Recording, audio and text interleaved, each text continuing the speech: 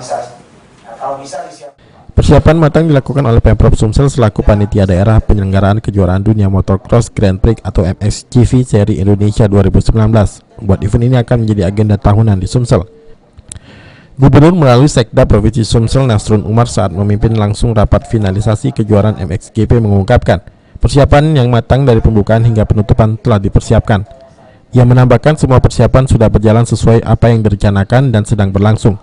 Untuk lokasi sirkuit MXGP berada di kawasan Cakabaring Sport City, namun karena kondisi tanah yang labil, akhirnya lokasi sirkuit dialihkan tak jauh dari lokasi di depan Hotel Windham. Melihat lahan tersebut yang diperkirakan paling siap, Nasrun menambahkan pada akhir bulan atau H-5 penyelenggaraan MXGP dipastikan semua sudah siap untuk uji coba. Dan itu bisa kita lakukan untuk MXGP 2020 karena MXGP direncanakan berdasarkan arah Gubernur Sumatera Selatan menjadi agenda tahunan yang ada di Sumatera Selatan. Nah, ini yang merupakan kebanggaan kita.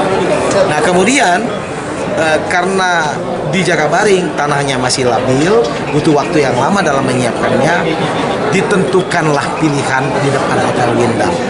Itu lahan yang diperkirakan yang paling siap untuk kita lakukan persiapan sirkuitnya dalam waktu yang tidak begitu.